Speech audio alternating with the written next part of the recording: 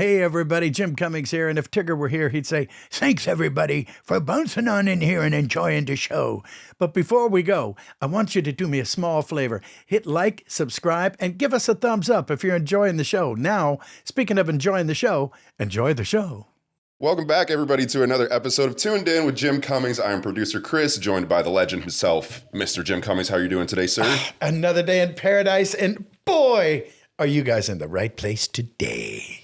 Yes, you are, because we have none other than Nancy Cartwright joining us today. And I want to read this description because I love this description. And I didn't memorize it, but I love this description of you. Nancy Cartwright has often been arrested for truancy and vandalism, yet maintains a spotless criminal record. She has repeated the fourth grade dozens of times in spite of earning her college degree, and finally, despite being a grown woman, she has given voice to a certain spiky-headed 10-year-old boy for 36 plus years. And how, you may ask, has she managed to live this double life? Let's find out in today's episode. Thank you so much. I'm so glad to be here. I'm very touched, and you have quite a following. Great. Yeah, so far so good. Yeah, very well done. Congrats. Well, you're going to double it, so this is great. This is working out. It's good to see you, buddy. It's been a while. We haven't seen each other in a few years. You know, it's so interesting because I was reviewing the stuff that we did together, and I did find that our casting is very different. We did Goof Troop, but you were Pistol. Father of the year. Pete. Yeah, I was Pete. That you guy were was Pistol. And I was Little Pistol, very different. Yeah. And that's mostly, but I don't usually play the antagonist. And you are very strong in that area with the stuff that you've done. Well, that's true. Your voice, your pipes are just, it lends itself to kind of like that gravelly and kind of. Could be, yeah.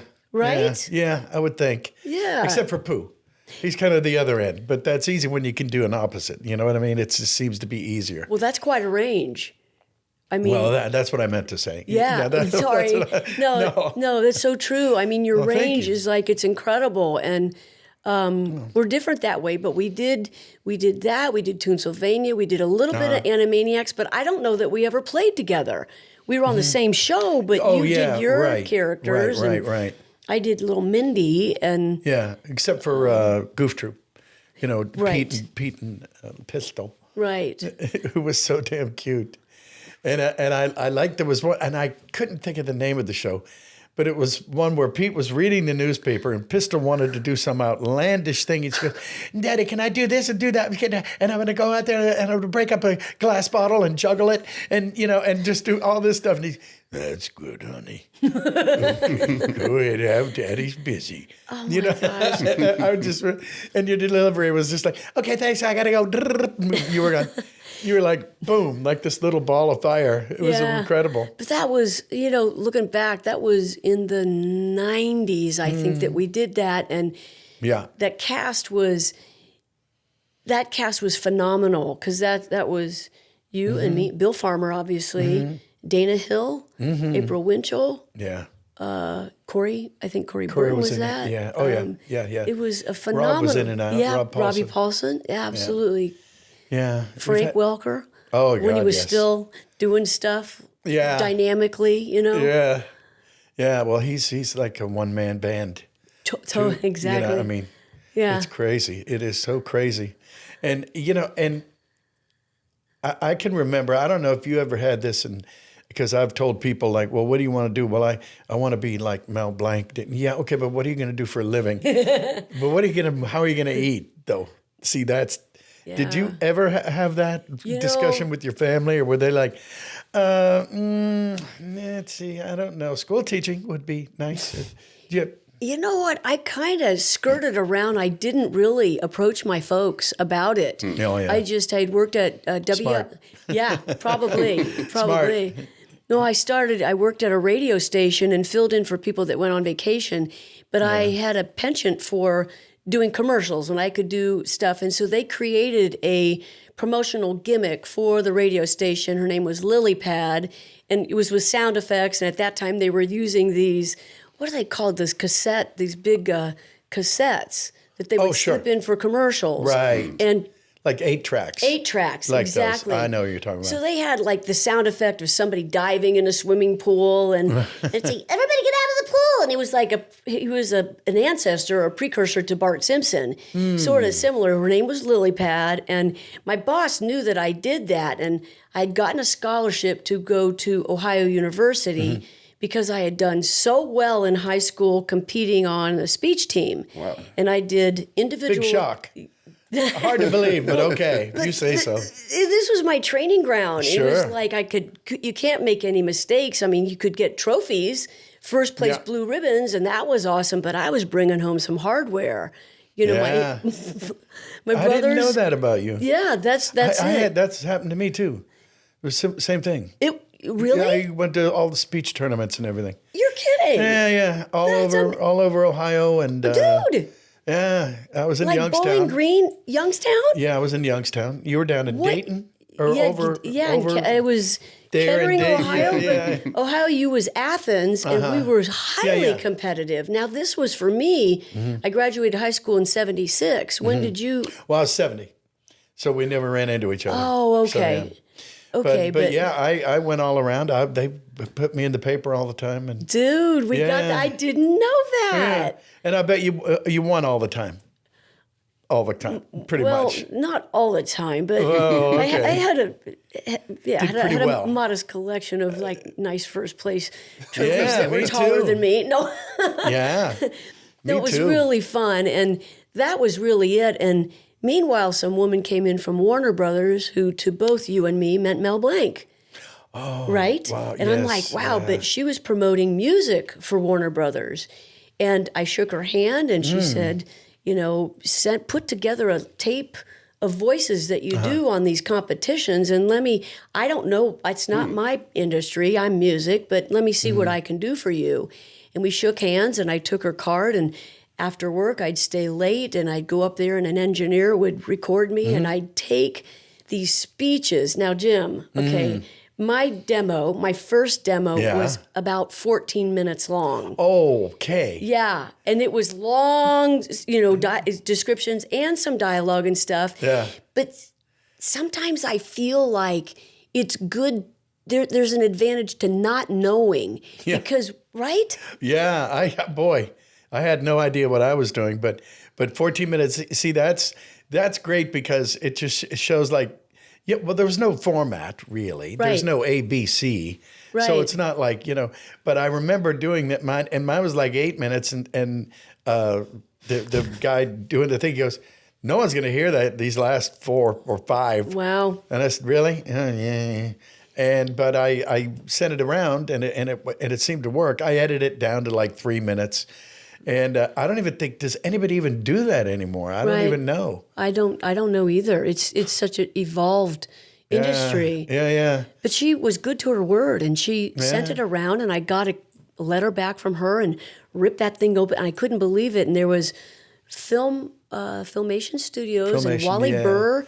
Sure, and yes. A bunch of names were Disney, I think, was on there. And then the last name was Dawes Butler, and it said that he did the voice of, believe it or not, Roadrunner and Wile E. Coyote. And I'm like, wait, what? Because Meep. yeah, That was it. exactly. But his phone number, it was the only one with a name and a phone number. It wasn't a company. Right. Oh, So- okay. Yeah. An actual person. And he was Huckleberry Hound, Huckleberry Yogi Bear, Hound. He was Quick Draw McGraw. Elroy Jetson, Baba Louie, Cogswell Yeah. Hogg, Peter Potamus, Dixie of Pixie and Dixie, the Raisin Yeah. Bran Son. Yeah, Rough and Captain Ready. Crunch. Yeah, did all Rough that and stuff. Ready. And so I went down to the basement and got on the extension phone, they used to call him, and Yes, quietly that's right. called him up and left a message. Long story short, now we're in touch, and he's sending me scripts through the mail.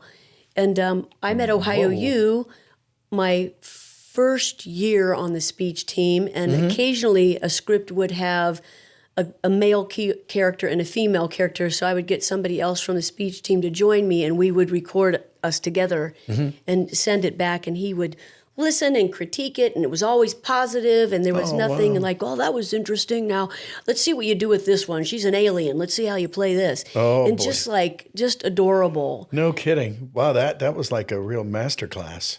It was. I mean, there's It no getting truly around was. that. And so I moved. I told them, I said, I talked to my my counselor at OU, and he said, do another year here and get your basics done, your rudimentary classes done, and then when you transfer, you'll do much better there. And I said, okay. I probably should have listened because I didn't. I took a lot of fun classes and I had a ball and competed on the speech team. I did okay. Boy, can you make pottery. I'll tell you, it's really, the best vases in the business. Right? Well, one class I took was a phonetics class.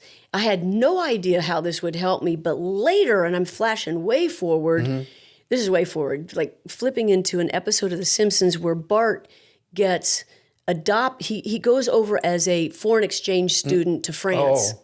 I didn't see that one. Yeah, he ends up getting kidnapped by these two guys that live on a farm and they're growing wine. They're making wine, and they make Bart stay and live in the barn. And he's so like, this is not what I wanted. And he escapes and he runs into downtown Paris and Jardin, blah, blah, blah, blah. And I had to do this whole speech in French. And so first of all, I'm like, how am I going to tell I have no idea what I'm saying here because I have to say French. Totally, and I can maybe read it, but this is where the phonetics. So I wrote it phonetically on top of the thing, and so I'm kind of double reading, like my left eye reading what I'm saying in English and my right eye reading phonetically, so it would come out all right. Plus is plus. I think that's all I know. Jardin, that's all I, yeah. But that came in handy. Oh, God, yeah. Anyway, that was the transition for me. I just moved out to California, and he took me under his wing. And then you got an agent. You made a big, bodacious demo tape, got an agent. Boom. He worked with me for about a year and a half. Oh, and then you and Dawes? Yeah. Mm-hmm. And then I would catch the bus in Westwood, UCLA, and go to his house, and we'd work together. And he would play stuff from old radio serials that he was on, like the Sears Radio Hour and the Whistler, and he did the Stan Freberg show or something. And he and June Foray and June Foray and him. That's right. And I guess Mel was in there. Mel Blanc. Yeah. And Stan, obviously. And, he'd play these things and play commercials. And I'd listen to him doing, what is it? Bosco tastes like chocolate, just like chocolate. And I'm going, wow, who is this guy? I had no idea of his history, where he came from to get to the point where he is with me, with Huckleberry Hound, Yogi Bear, Quick Draw, and all these names of these characters that we grew up with. Yes. I wonder, one nice thing that Disney did was they came up with the Disney Channel and Disney Plus, and they're mining all the old shows. Yeah. They're just playing them. Hanna-Barbera doesn't have that. Have a Hanna-Barbera Plus Wasn't it bought out by Warner Brothers? Don't they own the library to it? And it's like I'm not sure why they wouldn't make it available because I've said how that many 100 times. Three generations have already.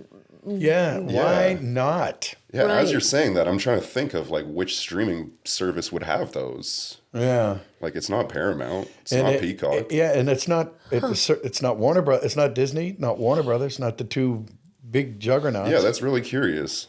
I think it's you guys. I think it's Cha-Ching. I think they have to hire They have to hire people to be able to put together, and then the promotion for it. Yeah. But the actors that were a part of it, some of them, it's like that's history, and I think people would be, animation buffs would be interested in something like that. Don't you forget it. Yeah. I can remember all those little catchphrases. It was crazy. It was like golden years for me. Yep. Yeah. Absolutely. It really was. All of the, and Hanna-Barbera's limited animation. And I can remember as a child thinking, wait a minute. Because always when you hear the bongos, Yogi's, his legs are churning away and he's not moving. And then all of a sudden he just vanishes.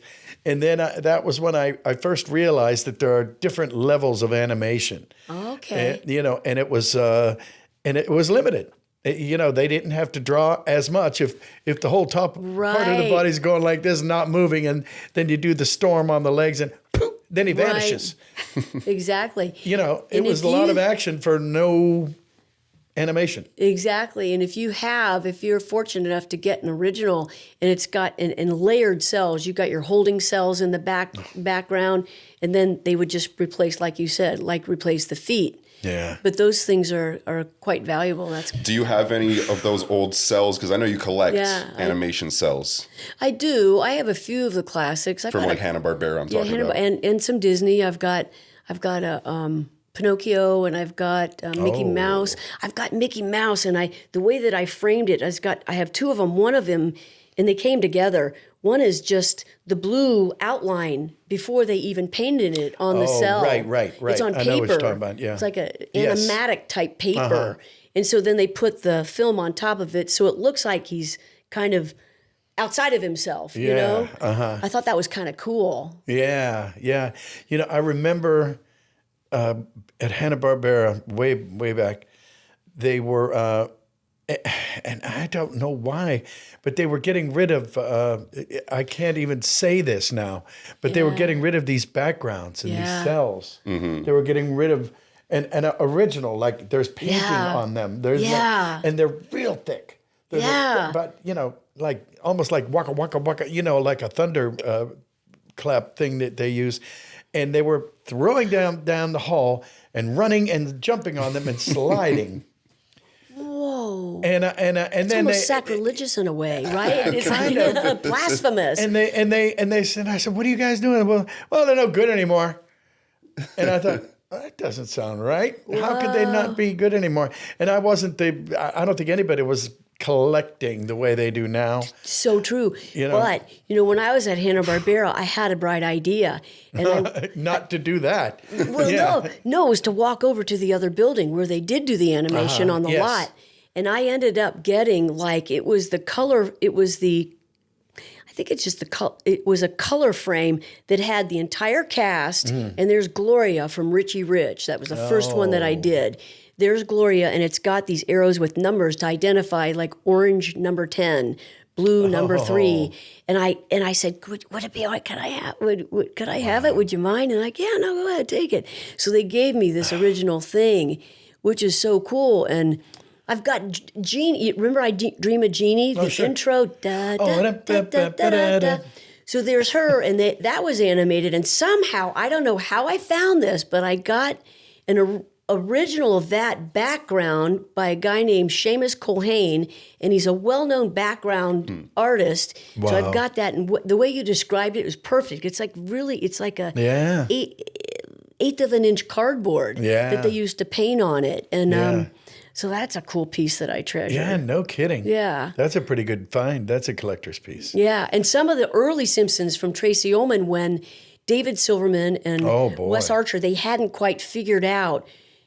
Well, the show wasn't successful. Yeah, we weren't a half hour. Right. And the spikes on Bart's head, it's not standard. This was like on model. I think, weren't they kind of floppy at one point?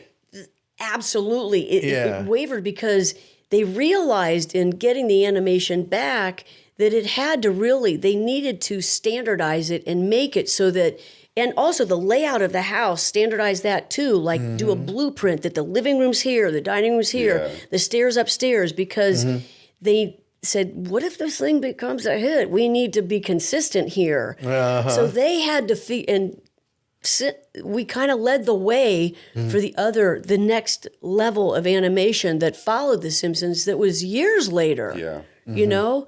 And that's a cool piece of history. Yeah, Very it is. cool. And The Simpsons have been animated in like virtually every way at one point or another, right? Like they've had 3D, they've had all kinds of different iterations of. Right.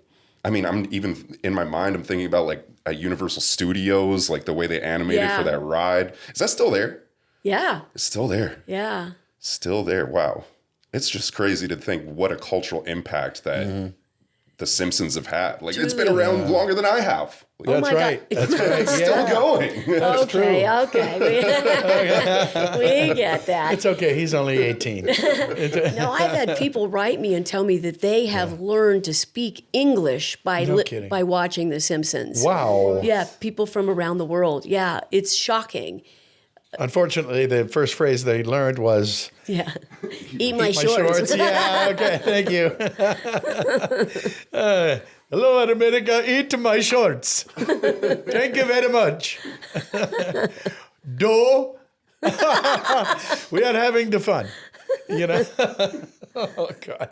Oh, well, you never know who's listening. You never know who's out there, right? Yeah. It's incredible. You must, and I know you've done appearances, you've done this and that.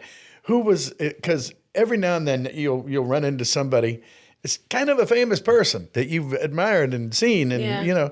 I really like Darkwing Duck or so. You must have tons of those. Like, finding you run into Sophia Loren. I love Bart. I know Oh, I know you yeah. have. Oh yeah. Jeff Goldblum was one that just Oh, God. ran into him at some. I think Yeah. it was a premiere one year. I think it was in the fall of one year, and he was at this party in Hollywood on Melrose, and he was coming towards me, and he had already done some of Jurassic Park, right? Oh. So he's walking towards me, and I knew, and he's like. He looked at me and went, "Oh!" And he started to do this. Oh, that's this great. thing, all the way down to the ground. I'm like, Jeff, And he goes, rightly Nancy, so. oh my God, you're a goddess. I'm a fan. It was just that was pretty Wow. cool. That is very cool. Yeah. That ain't bad at all. That's sweet. We just had that's funny. Frank Caliendo on the other day, and he did the funniest Jeff Goldblum impersonation. Yeah. Oh, he's so talented and could just turn it on. And I've never Crazy. seen anybody impersonate him before. Yeah, it's kind Jeff of like an Goldblum. obscure, Yes. it's not like a Arnold Schwarzenegger, or, like one of the Right. common ones that everybody Right. does. And the way he did it was just like, you could see him. Like all of a sudden he was in the Yeah. room. It was hilarious. Well, it's just I meet these people. I recently went to a taping of The Voice, and Michael Bublé is one of the judges on there, and Oh. he and I have been. And we haven't seen each other in quite a while, and yeah, it was very surprising, and their reactions, his reaction, and I met also with Snoop Dogg. boy. He's one of the judges also. Yeah. And these guys practically, they buckle, their knees buckle when they, and I'm like, Yeah. oh, dude, the flow, it's like mutual admiration kind of a thing going on. That's great.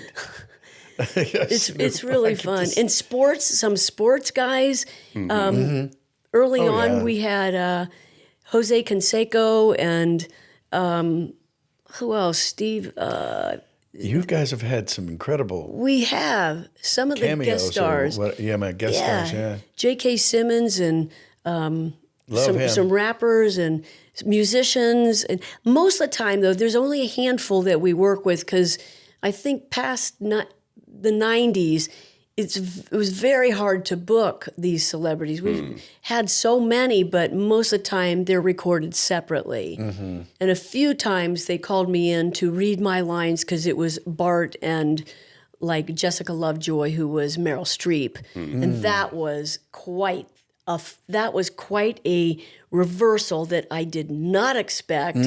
When I was like, my heart is like pounding, and I'm standing there waiting for this consummate artist that has No gotten so kidding. many awards, and her voice is, and voiceover on camera. It's like she has been able to change herself and become. Like No kidding. With the flick of a switch, she's like somebody else right in front of you. But Yeah, she has yeah. never, at that time, she had never done any voiceover work. And here she's in the position playing opposite me. And the way they positioned us was her beside me, and the window of the engineers is in front of us. So we're both facing this way. But she's turning and talking to me like this. And I realized that. I'm like, could you do us a favor and Can we face each other? Yeah. So it was sure. simple kind of a thing. And so then we're talking to each other, and she was just so she had no makeup on. She was so clean and just, can we do it again? Let's do it again. And I've got another idea. She had dozens of ideas for my every gosh. take. And I'm like, Meryl, man, you're making me look bad. No. Yeah. She Enough was already. just again in another arena, just Yeah. like the consummate professional. Yeah. And at the end, we're walking out, and I'm thinking, I'd like her autograph, but I don't know that I should ask for Yeah. it. I might. And I feel a tap on my shoulder, and I turn, and Meryl says, my kids are big fans of the I show. knew what you were going to say. Yeah. That's great. Can I have your autograph? Well, let me think. Okay. Yeah. I have an idea. Let's trade. That's pretty darn good. Yeah. That's one for the wall. Yeah, exactly. Yeah. They got smart and they had the guest stars sign the cover of the script that they're on. Sure. Oh, yeah. Yeah. So I've saved every single one of them and I've got notes in them and they're all kind of filed in. Maybe Smithsonian will get it someday. I don't know. Yeah, I'm sure you've been to Disney Character Voices or one of their recording studios that they have over there. And they have those big bulletin boards. Well, they're not, what are they? Whiteboards, I guess. Anyway, and they have everybody signed. And you look at these names and you're going, holy crumb. Right. You know, it's been there a long time, too. Been there a long time, too, is right. Yeah, I know. And it's crazy. It's not the kind of thing, because there's no way, like for The Simpsons, starting off on Tracy Ullman, you're thinking, well, in 39 years, I'll be doing a podcast about the fact that I've been doing this for 39. Dude, I mean, you can't see it coming. Nobody knew. You can't see it coming, yeah. At least that was my thought. I mean, I knew it was the only primetime animated show, but that's all I knew. And but I hear things or read things now. I'm going like they had a little twinkle in their eye that this thing was going somewhere, because there was also they were objectors to it, and that brings promotion to it, and then more public will watch it. But we weren't even. Fox wasn't even a network. It only reached, I don't know, 70% of the market or something true, like that. isn't it? That's true. Way back when. Yeah, my folks couldn't even see it in Ohio. It's like I'm telling them about it. And I didn't even think it, I mean, it was like a little snippet. Wow. Yeah. Wasn't even a show. I'm like, eh. And Tracy Ullman. Yeah. Yeah. Man, I kept my mouth shut, and I'm so glad I did. Yeah. Because, I mean, to start complaining that early on, adios, Miss Cartwright, exit stage left, you know? Yeah. Yeah. Because that would happen when people you have to, you got to keep your manners in, and they were figuring it out. And here I am, little Miss Voiceover, who'd been doing it for 7 years, and felt like I was the only one that knew what was going on, and they didn't know. And spending all day to do a 2 minute, well, it was 2 hours to do a 2 minute thing, and it was 8 hours to do a 21-minute show. I'm like, these people have no idea what they are doing. And I just like let them ride it and just work it out. It's not my show. I'm a work for hire. Sure. And let them wear their hats. And they did it, man. They figured it out. Boy, they did. Yeah. Boy, did they ever. That's incredible. What were the objections to the show? You mentioned people were objecting. Mostly it was Bart. Bart was the lead at the very beginning, but there's only so far you can take a 10-year-old boy that's in elementary school.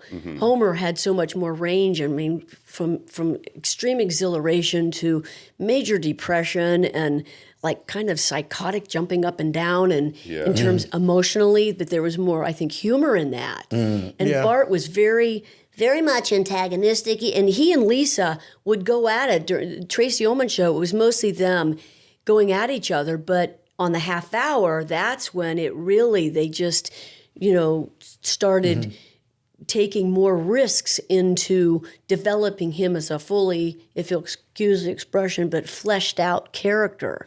There was more of there's a better arc where he could have some emotion. And this first episode of the second season where Bart gets an F, that was the first time he really got upset and cried. And he was so upset that he was going to flunk the fourth grade for like the second time. And it's like Mrs. Krabappel wasn't happy about that either. But Bart, he bursts into tears, and it's a pretty sensitive moment. And yeah, I was very happy about that they were, I'm going, wow, this show, what they can do with animation. And go into the future and go way back to caveman, or even a zygote. It's like, wow, you can go anywhere with animation. That's true.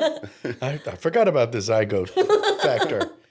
Very crucial. Well, I have a theory that shows like The Simpsons, animated sitcoms, like really pushed all other sitcoms like out of the market. Like you don't really get many sitcoms. I'm talking, filmed sitcoms anymore. And I think that space really was like filled by, the Simpsons. I mean, obviously Simpsons was there as one of the, original ones. Oh, Right. But then, the Family Guys, the Rick and Morty, American Dad, those shows are all South Park, they're all, looking at around 30 years running now, Exactly. And like, you can't do that with a Modern Family. The actors are going to grow up, they're going to hit puberty. They're not going to be children anymore. People are going to have babies, It's like, it doesn't have that same longevity. And now we just don't even really see those sitcoms anymore, in my opinion. Yeah, Chris, you're so right. It's true.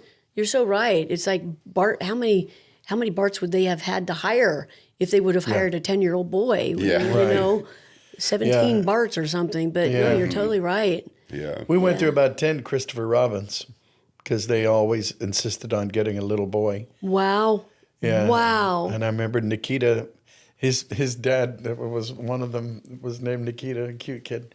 And he said, well, I don't know, he'll sit there and he'll go, oh, Daddy's talking like this.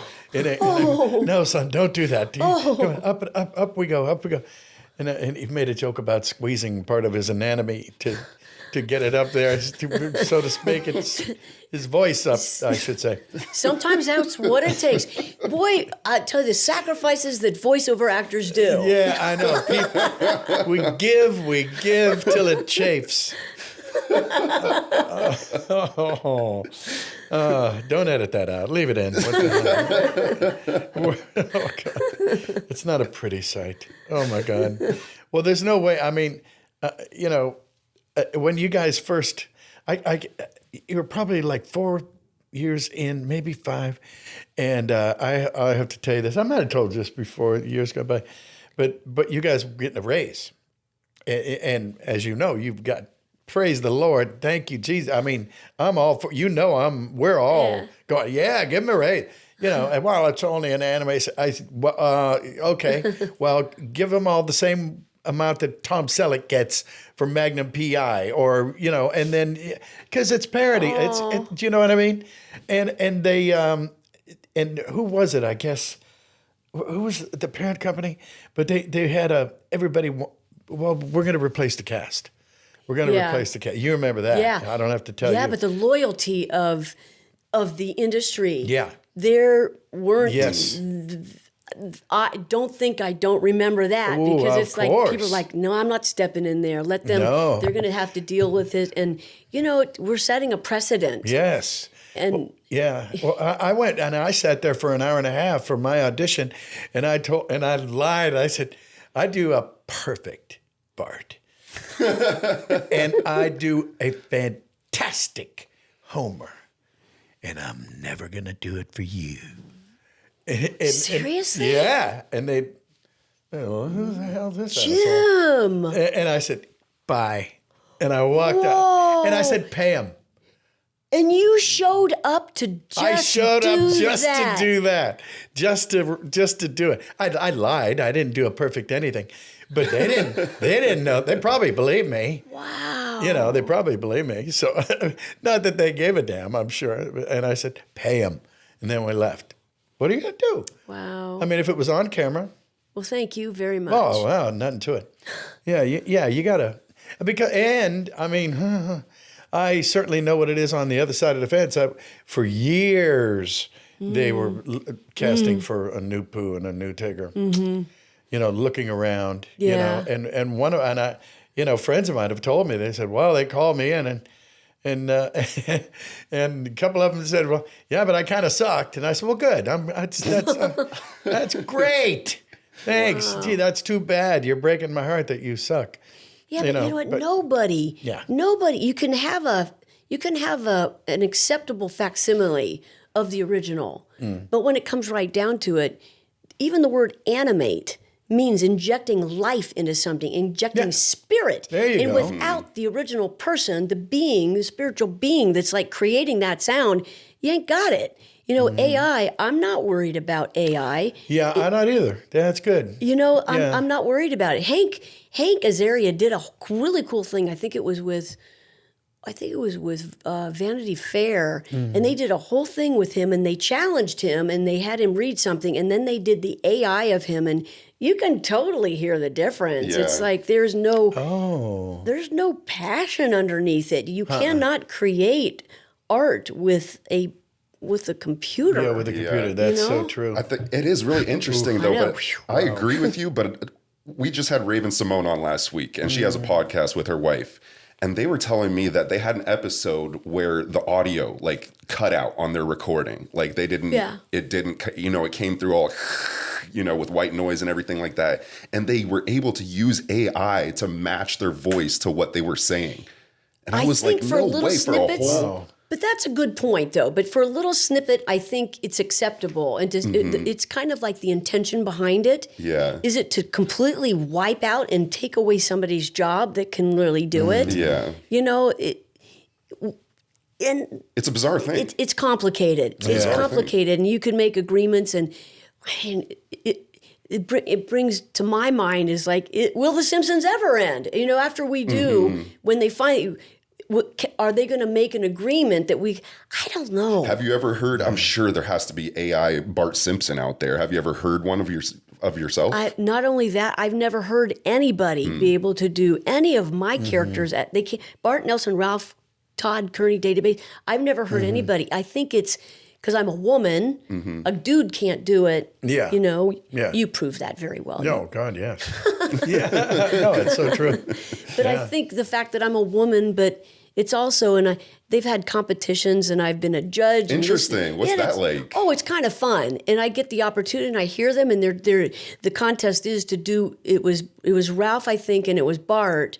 And it was, you can find it on YouTube, but it was like they would do it and now I'm supposed to critique them. And it's like, wow, that's tough because it's pretty good what you're doing. Right. It's pretty good. But can you do that and can you sustain that, what you're doing? Or, your placement is pretty good. It's a little too nasally. You need to drop it down and to try to describe physically how you make a sound. I don't know about you, but I've never thought about it. I just did it. Yeah, instincts are the best stinks. That's I've said that for years. It's like, because people start to analyze it and I go, oh, geez, I don't think I can do that even. Yeah. And why? Yeah. If you're doing it, it's like, okay, well, that's how you do it. Right. Well, I've been inspired. I've been inspired by characters that I've seen on film and television. And I look at people's teeth, how they're made, how the splits in their teeth are, their jawline. And Mara Wilson, who was the little girl on Mrs. Doubtfire, she had the cutest little, she was like 6 years old. And she had this little sound. And I've never done this voice. I've never been paid to do this sound. Yeah. That this is my Mara Wilson. Mrs. Doubtfire. And I just pretend like I have a split there. Yeah. And all of a sudden you got a character. Yeah. Interesting. That's right. Yeah. That is so true. I do things like that too. Like we were talking about the other day. I hope I'm not going to over-repeat myself, but you could do a slow motion voice by taking your tongue and sticking it right up behind your teeth. And then don't move. And then leave it right there. Leave it right there. And that's a whole new character. And it sounds new. It's a brand spanking new. Roll the tape back. Brand spanking new. That's nice. Yeah. All these weird little things, and here's my dolphin. I can't do it because let's have a sound effects. Oh. I can't smile. Oh my! I'm talking about Shaft. Anyway. Oh my gosh! All our weird little things. Oh my gosh! Shaft. Yeah. Isaac Hayes. I love Isaac Hayes. He's a friend. Yeah. He was. Really? He was a dear friend. Yeah. We went. Now this is a story. Wasn't he a guest here and there? He was on. No, he played chef on. He was on South Park. Yeah, and he was never on The Simpsons. Oh, okay. He was a personal friend. No, he was a personal friend of mine. Oh, and nice. I went to Africa with him, and Jesus. We went to West Africa and to Ghana. And like nobody, there's no tourism in Ghana. It's like, but it was a culture, and he was putting a school in, and I wanted to go help him. And I was there for a couple of weeks. I brought my 9-year-old daughter, and Lucy.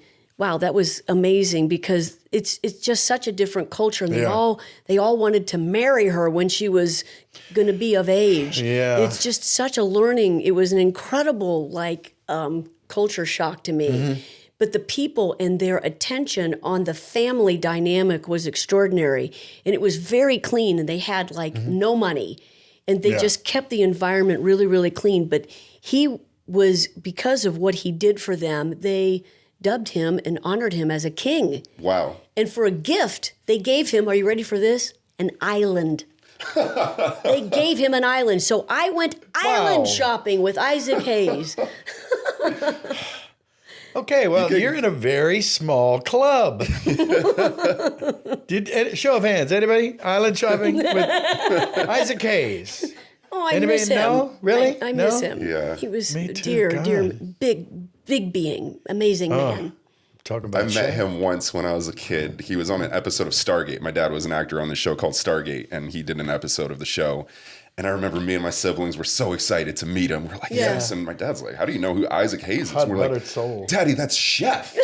And he, like, to this day, he doesn't let it go. Like, he was like, Wow. Chef? Really? Isaac Hayes is Chef to I you, know. you kids? You know? Like, Maybe he's chef to you, but he shafted me. Dun-dun-dun, dun-dun-dun, dun-dun-dun, dun. And before he passed, they did a whole tribute to him on the set. They did a thing with Lisa and Bart doing a thing on Shaft.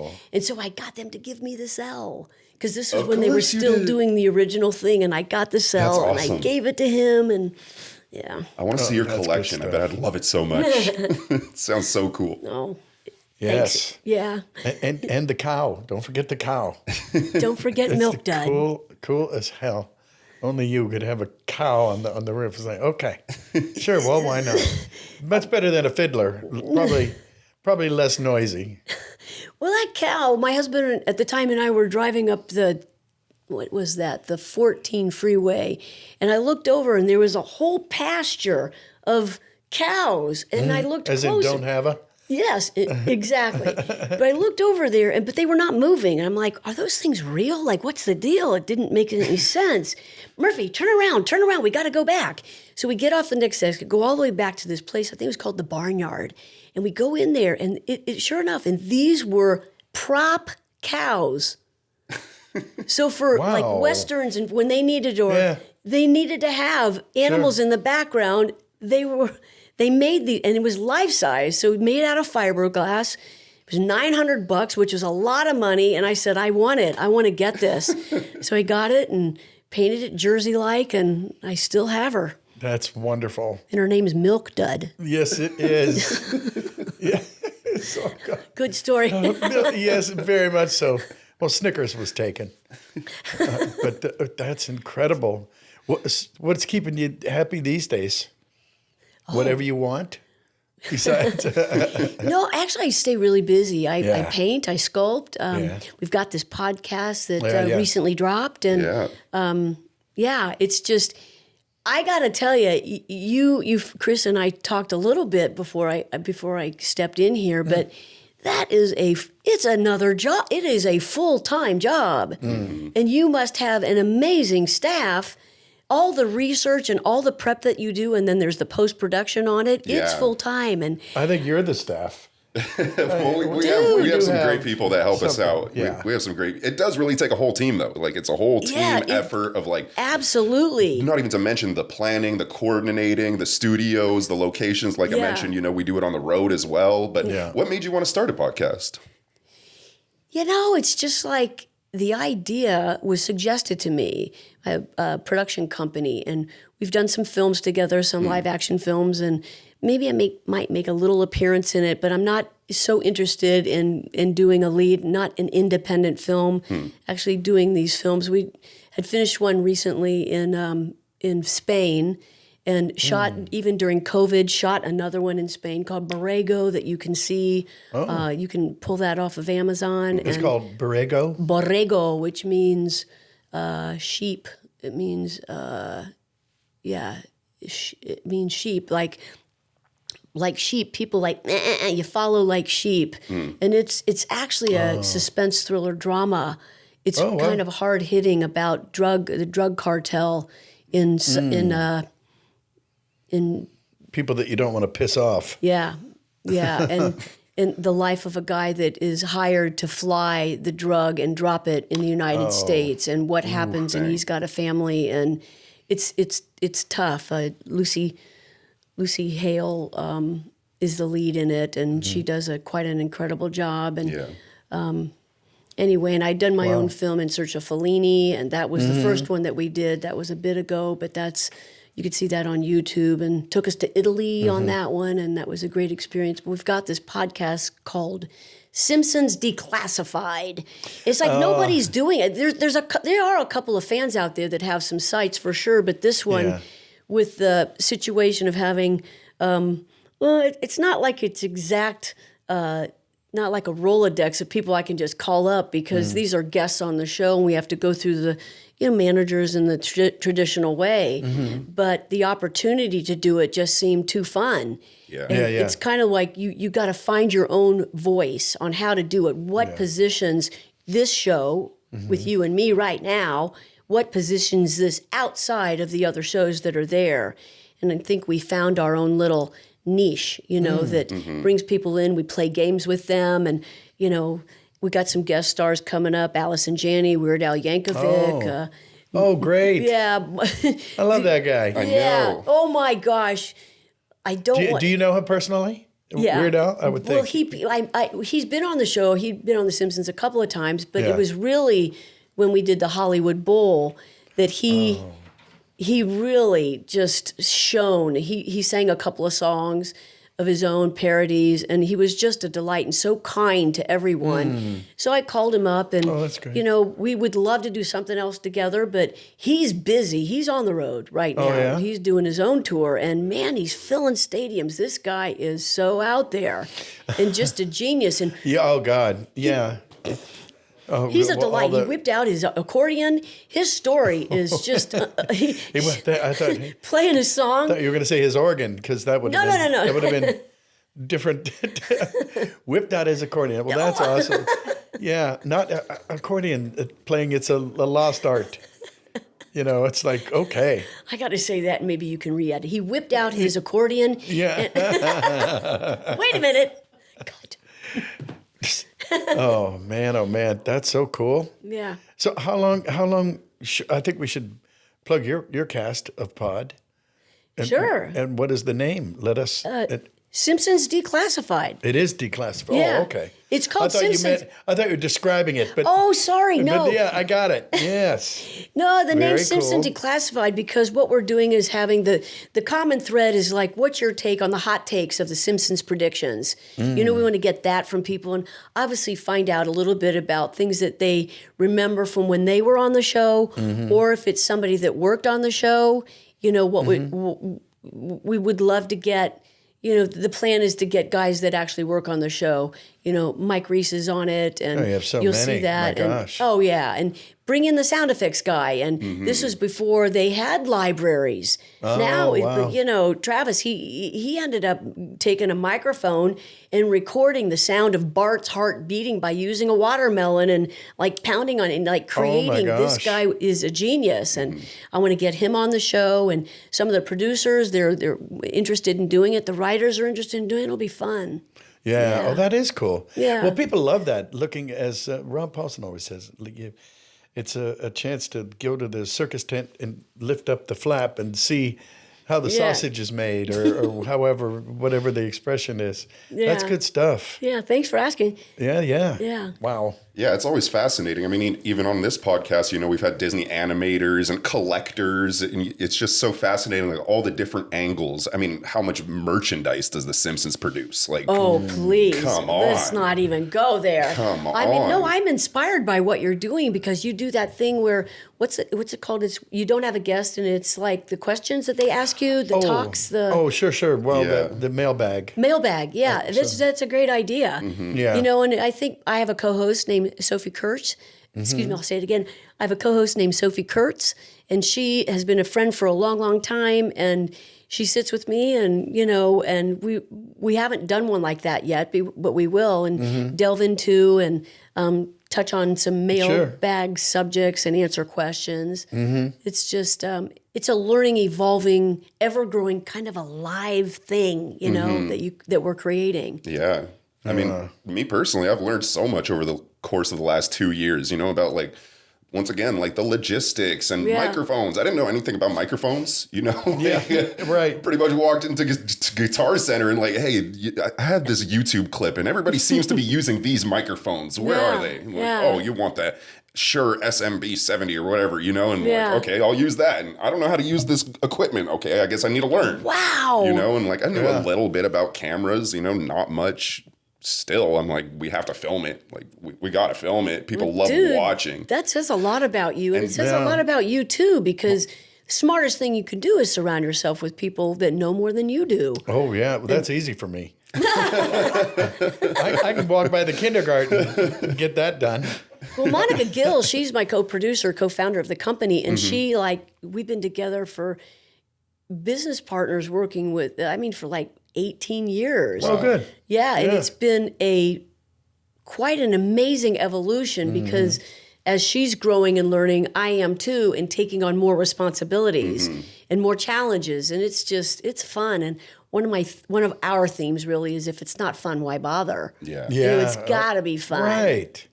Or else you lose your interest. I do. Yeah. I have ADHD so badly that it's like, if it's not, got to keep me going, or else I'm just going to go eat some cereal, or something. I have to go now. Oh, dude, you're just active. I think you're just an active person, and that sort of creative stimulation and artistic contributions keeps that's the fuel that keeps me going for sure.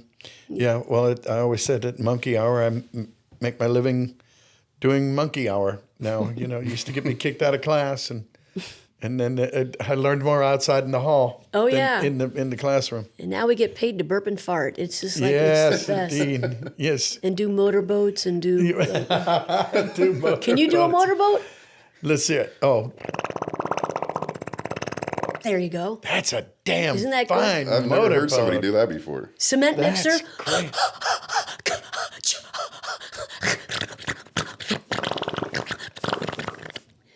Yes. And it blows out your ears too if you've been in the air. It helps open up your ears. Well, that's true. Yeah, I could. Yeah. Oh, yeah. I'm much better. Oh my God, that's awesome. Such fun. Thank you so much But for an having me. exclusive. No. No, we're not letting you go yet. Wait, say something quick. Well, how about we use this opportunity to play a voice swap game? If a you're game. Yes. Yes, we have a- Yes. Yes, and please explain away. All right, I'll explain away. It's a voice swap game where Jim will say something in one of his character voices, say like Winnie the Pooh or Darkwing Duck, say one of their catchphrases, and then you'll repeat that catchphrase with one of your characters in that character voice, and then vice versa. Sweet. Sound like a plan? Yeah. All right. All righty. Well, I might as well start a familiar territory for us, but I'll be Pete. I'll be your dad. And now let's see. Well, it's like I always tell the goof. You can't please everybody, but you gotta please me. Okay. Who would be the most unlikely character to say something like that? Probably Ralph. There you go. Now, see, I don't even remember what you said. Well, it's like I always tell the goof. You can't please everybody, but you better please me. Well, it's always like I tell who? It's like I always say. It's like I always say. If you don't please yourself, what? Oh, this is embarrassing. Perfect. Nancy Cartwright. Perfect. Cut. Yeah. I know, that's You pretty can't please good. yourself, you might as well please me. Yeah, that's right. Close Yeah, enough. that's pretty good. Yes. Yes, it always That's comes too back. long of a catchphrase. Yeah, okay. All right. Well, okay. So now you have to. So now me I one. give you one. Oh, well, okay. So the most common one. Eat my shorts. Okay. I think Winnie the Pooh should answer that. Oh, wow.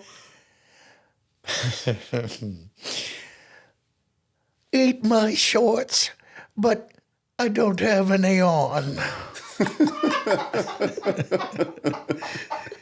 Okay, no lightning bolts. Good. I was waiting for a lightning bolt. Okay, we can do this. How about Tigger? Oh, okay. Let's see. Yeah, okay, well. We'll let's have see. Tigger. Yeah, give me a Tigger. Okay, here's a Tigger. The wonderful thing about Tiggers is Tiggers are wonderful things. The wonderful thing about Tiggers is Tiggers Tiggers are are wonderful wonderful things. let's do it together. Boom, beep, boom, beep, boom, beep, boom, beep. Oh, man. Okay, hold on. You were you played the voice of Rufus in Kim Possible. Did Rufus talk? I remember he the had character. a few words. He would make noise though, right? Knuckle, he would say, Knuckle. Booyah. Wow. they recorded me separate because I would spit a little too much, Really? I guess. Apparently, or at least that's what they say. Oh, Not so gosh. sure. It was great. He's a loved character. But what is a naked mole rat? You know, I had to look it up. It's like an overcooked disgusting hot dog. It looks kind of disgusting to me, but yeah. Pass. Yeah, pass.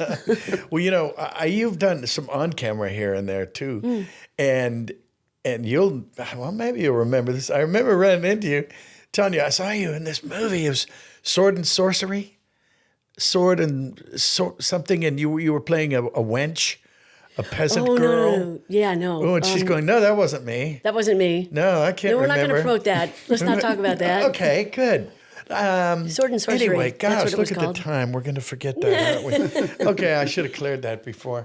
But you had a story about that. Yeah, we're not going to go there. And we're not going to go there. You're going to have to wonder. You're going to have to wait for her. Now they're all going to. Now you have to write it in your I look memoirs. like Harpo Marx. I will tell you that. I look like Harpo Marx, and I got to go to Spain What?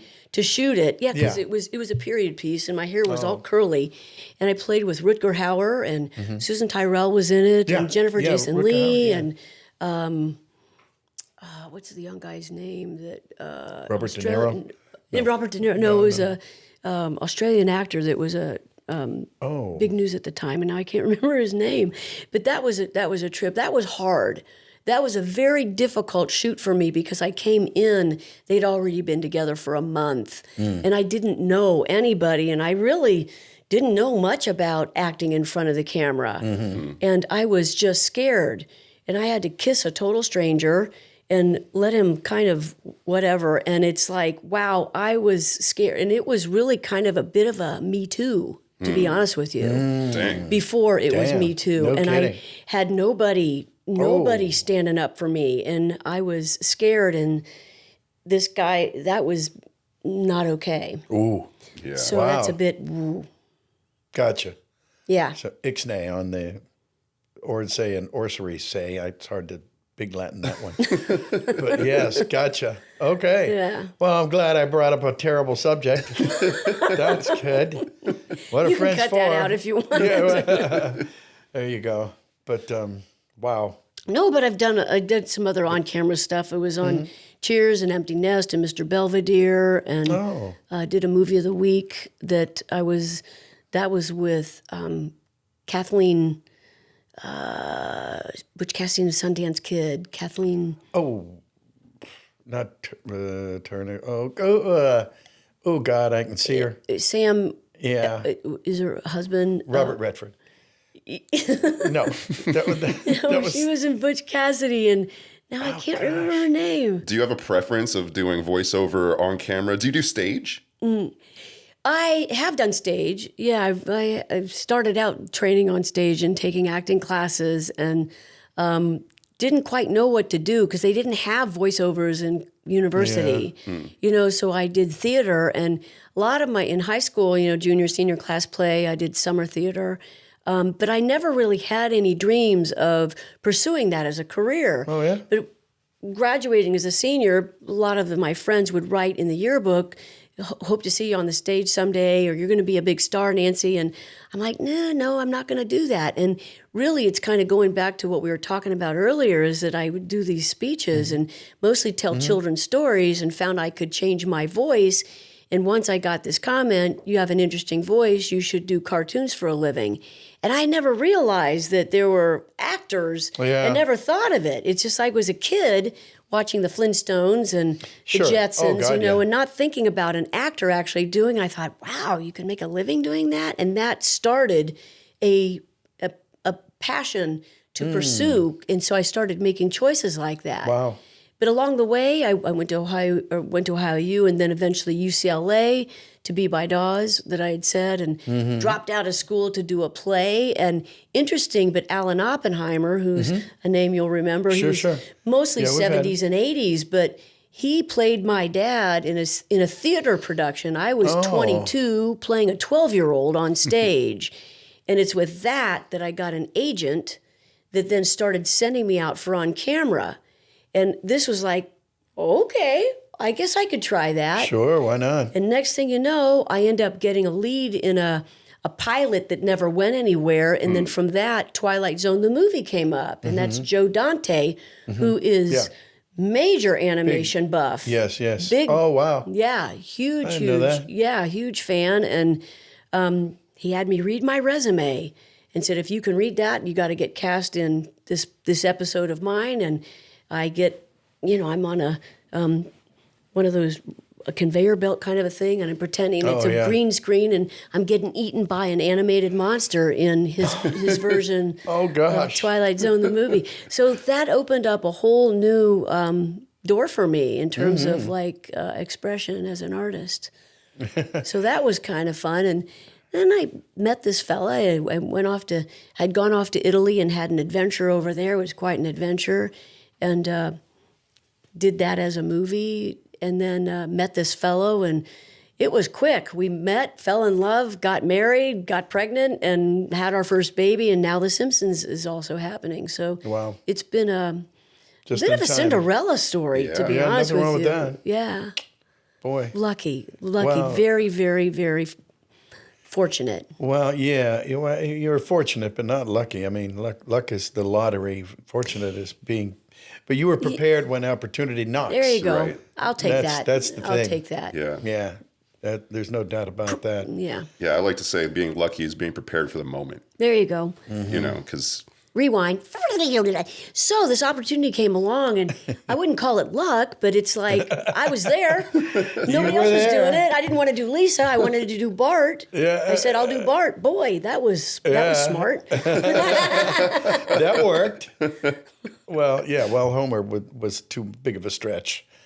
But how many times has Bart been on the cover of, he's been on Time, he's been on Newsweek. Yeah. Time twice. That's not bad. I mean, that's crazy cool. Yeah. I mean, who can say that? seriously, Well, that's not a whole lot of people. It's so funny, but I don't know about you, but like when I do on camera, I see myself and I get critical of me and I see me.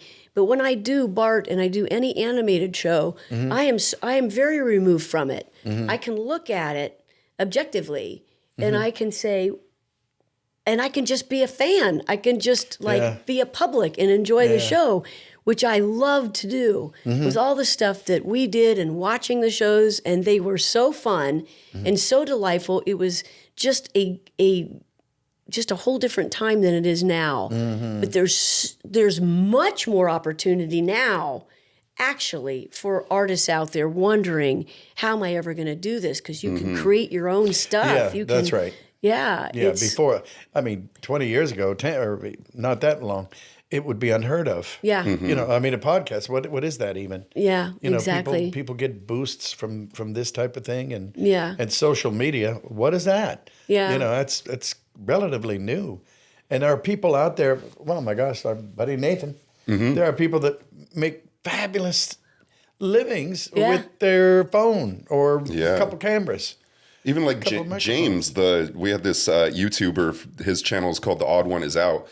And it's like a little animated comic. And, so he's like an animator, a voice actor, a producer, an editor, all in one, and like self-made. And like his videos get like hundreds of millions of views. Wow. It's like, he's Look like, at that. it's so interesting to me because he's like technically in show business, but like in a completely different, like uninstitutionalized section, and like, he probably knows more about like, the violation policies on YouTube than like, any part of production or anything like that. And not to disparage him, it's just, It's so just the way it is, fascinating to me. It's like, wow. And anonymity. He gets to keep his anonymity because he's animated. Do you right? like that aspect of being a voice actor? Because to me, it's almost like a superpower. Like when I see like Jim or something, it's like you can transform somebody just like that. It's like you can walk by somebody, but you hear the voice and it's like, whoa. Yeah. Well, hold on, I know that voice. I'm so curious about you in this because now, because this is on people. It's on camera. It's filmed. So, are you recognized now? A little bit. A little bit. Here Did you and wear there. sunglasses and like? Well, I've been in the store and people will go. Mm-hmm.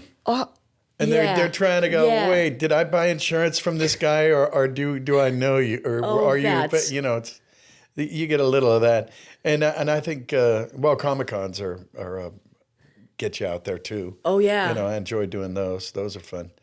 But it's a little bit, right? The craziest instance I've seen was when I was with you recognized. I know, that always freaks me out when like I'm at a convention or something. It's like, you're producer Chris. Producer Chris. What is going on here? Yeah. It's like, it's weird because like you forget that it's like put out there. It's like a job to me, like I'm so focused on like the production side of things. Like I'm not sitting there watching myself on YouTube, like I see the edits, I see the clips and stuff like that, but it's just weird to me.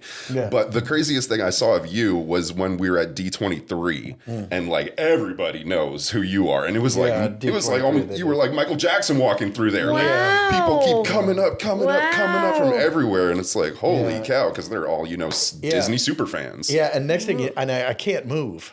And you have to start like actually like, sorry, there's no time, sorry, like, and you need other people to do that for you, because it's inconsiderate if you do it yourself. But if you have like team members who are like, this is our job, like, sorry, there's a time and a place, Yeah, I can't imagine, well, I understand why Paul McCartney or the Beatles or somebody, can you imagine? I mean, or any George Clooney, Brad Pitt, they probably can't budge. Yeah.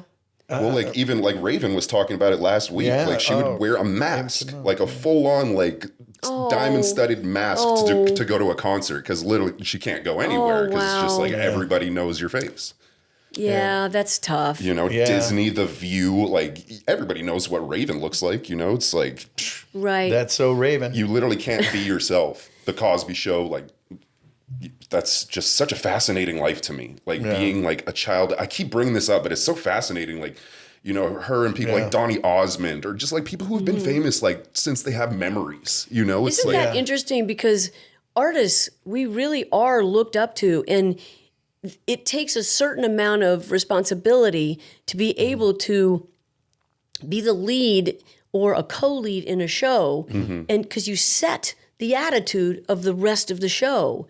And responsible-wise, when you go out in public, your PR has to be in. Yeah. You have to, you need to be. And some people, that's not so common to them. Yeah. It's hard for them to do that. They're not used to it. And it's a learned, I think, it's a learned ability that I know for sure I have learned it and how to do it. And it's not being afraid of it. This world is full of a lot of force, a lot of attention on you. And you have to be willing to have that and communicate back. And when you do that, so when I get mobbed at the end of a Comic-Con and I'm getting mobbed by some groups that haven't paid money to go in, it's just unethical. It so much completely is. When they unethical. like wait at the airport. How can I do that?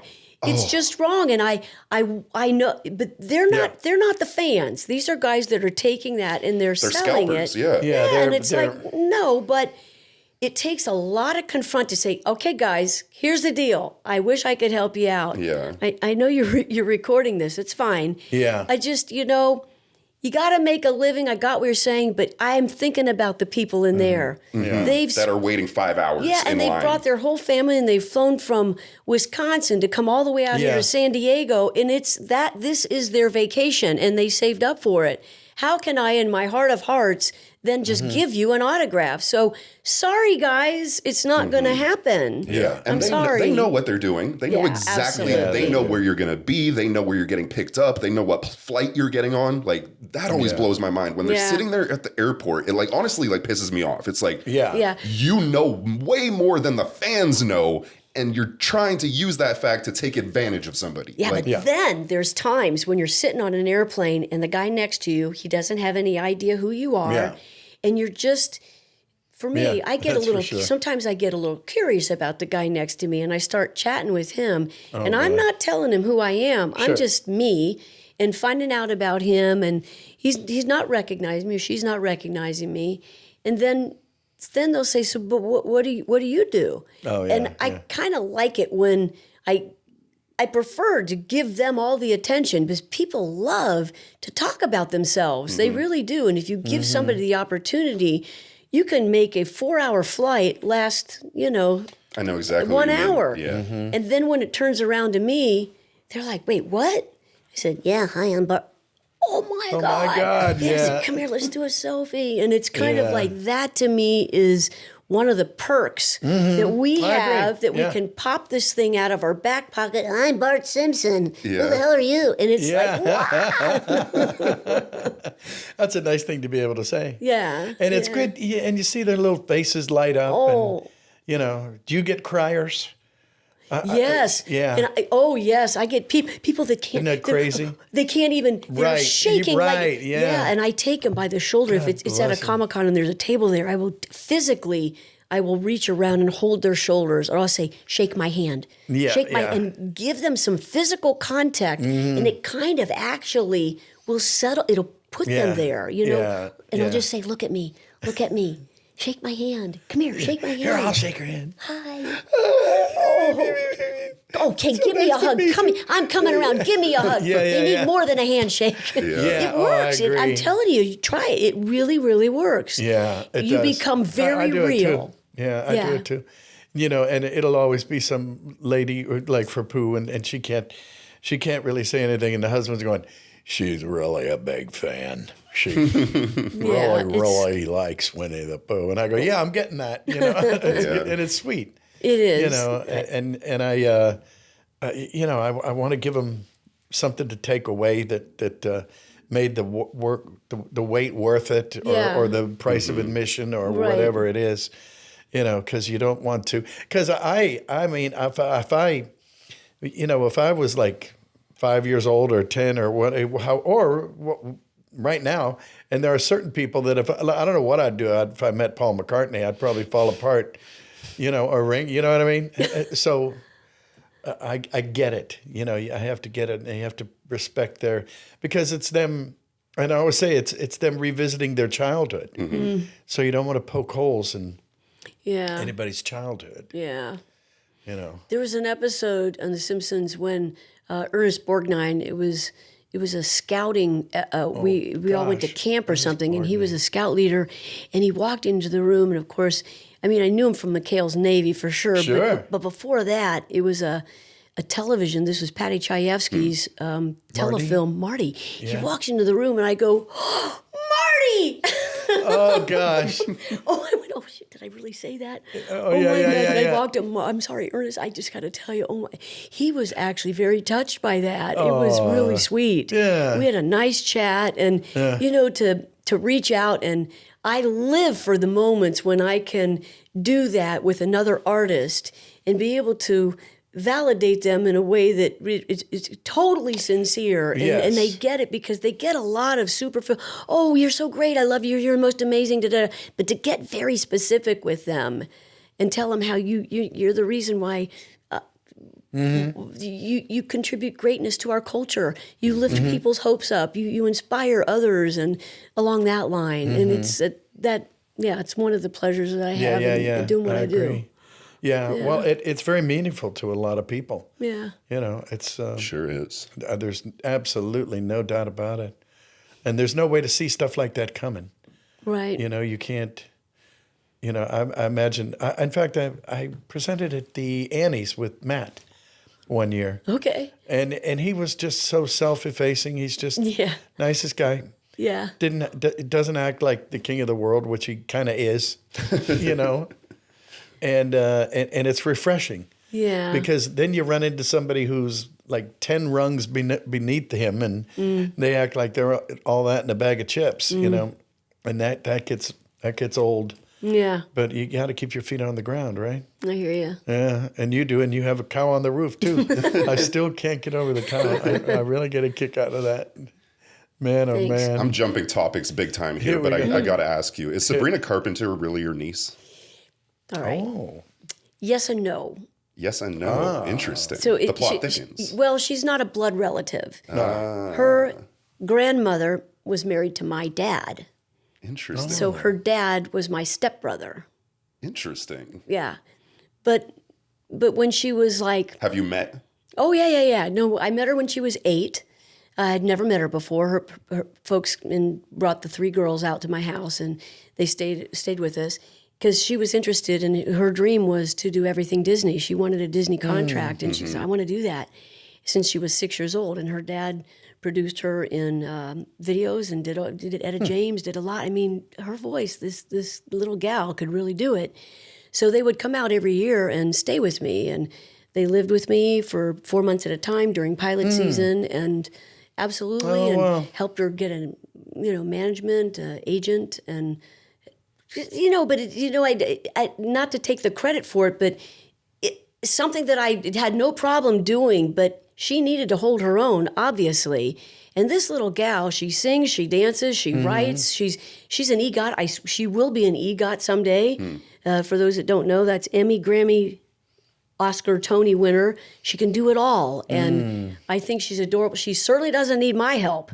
I gave her a little boost, and she ran with it. And just, I'm very proud of her. It's kind of sweet. And man, oh man, her fans are my fans are her fans. It's kind of a cool thing. Yeah, it well, is. She's reached that level of celebrity. Like in my mind, there's always a level of celebrity where even if you don't consume their media, people start to know who you are. Like you just hear this name so much, hear it.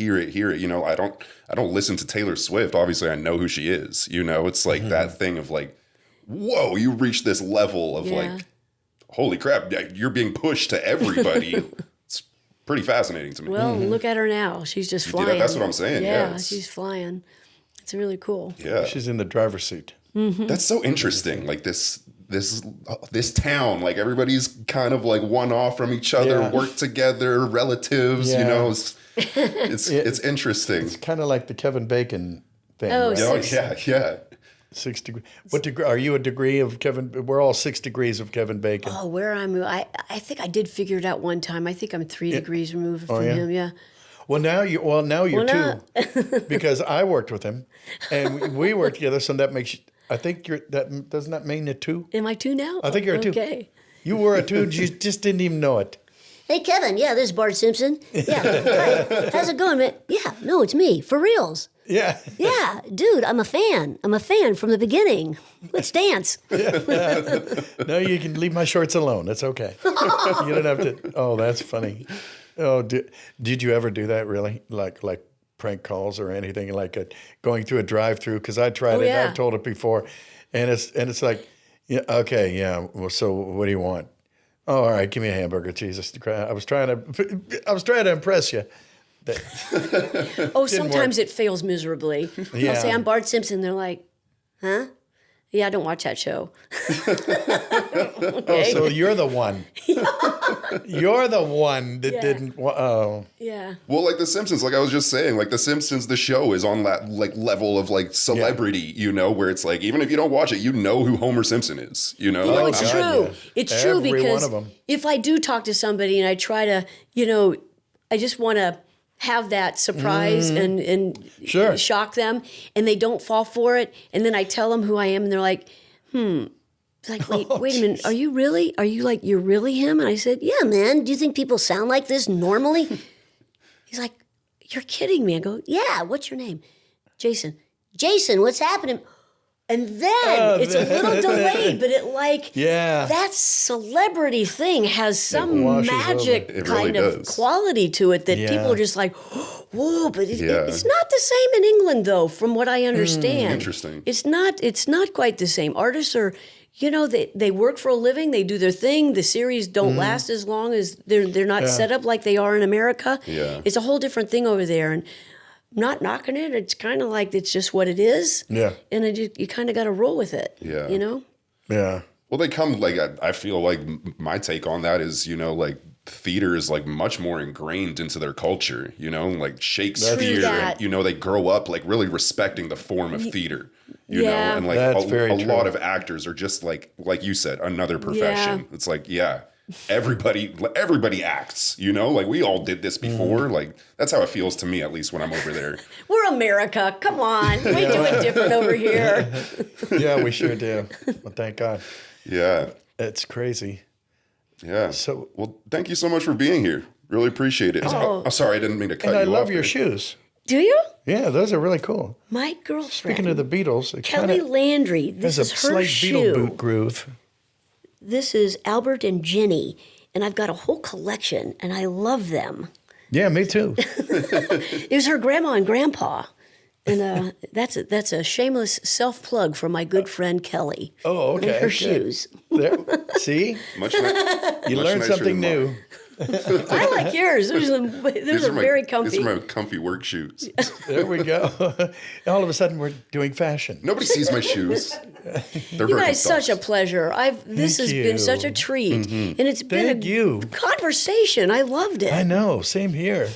We should do this more often. We absolutely should. Absolutely.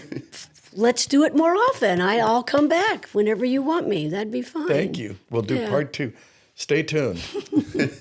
Yeah, thank you guys all for watching. Really appreciate it. Once again, I'm producer Chris, the legend, Mr. Jim Cummings, and Nancy Cartwright. Thank you guys all for being here, and we will catch you in the next one. Chickadee boom.